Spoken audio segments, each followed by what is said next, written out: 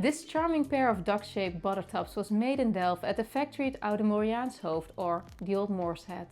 The mark on the base shows that they were produced during the ownership of Geertruij Verstelle, who led the factory between 1761 and 1769. Geertruij Verstelle was one of the few women to run a Delftware factory in the 18th century.